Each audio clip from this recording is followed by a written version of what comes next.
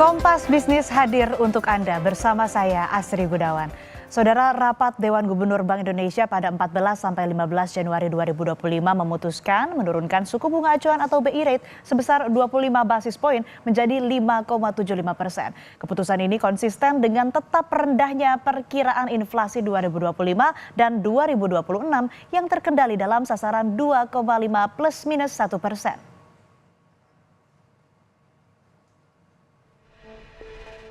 Rapat Dewan Gubernur Bank Indonesia 14 sampai 15 Januari 2025 memutuskan menurunkan suku bunga acuan atau BI rate sebesar 25 basis poin menjadi 5,75%.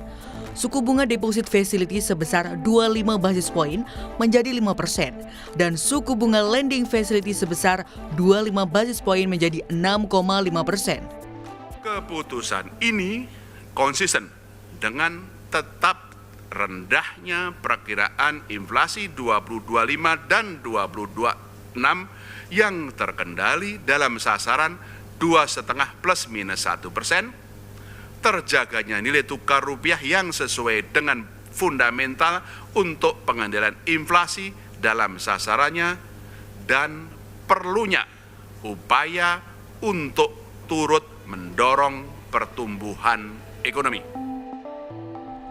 Bank Indonesia akan terus mencermati ruang suku bunga dengan memperhatikan prospek inflasi, nilai tukar rupiah, pertumbuhan ekonomi, serta kondisi ekonomi global dan nasional.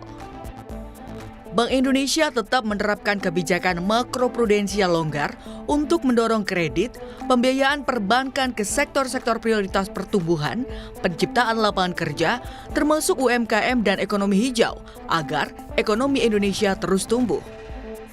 Bank Indonesia memperkirakan ekonomi Indonesia tahun 2025 tumbuh dalam kisaran 4,7 hingga 5,5% atau sedikit lebih rendah dari kisaran perkiraan sebelumnya, yakni dalam kisaran 4,8 hingga 5,6%. Sejak akhir tahun 2024 hingga awal tahun 2025, mata uang dolar terus menguat terhadap mata uang lainnya.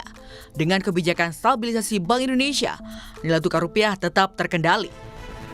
Nilai tukar rupiah terhadap dolar Amerika Serikat hingga 14 Januari 2025 hanya melemah 1% point to point dari level nilai tukar akhir 2024.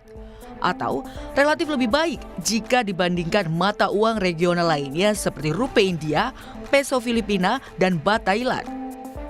Nilai tukar rupiah tercatat menguat terhadap mata uang kelompok negara maju di luar dolar Amerika Serikat dan stabil terhadap mata uang kelompok negara berkembang. Perkembangan tersebut sejalan dengan kebijakan stabilisasi Bank Indonesia. Untuk stabilisasi nilai tukar rupiah agar sesuai dengan fundamentalnya, upaya yang dilakukan Bank Indonesia diantaranya melakukan intervensi di pasar falas pada transaksi spot, DNDF dan SBN di pasar sekunder.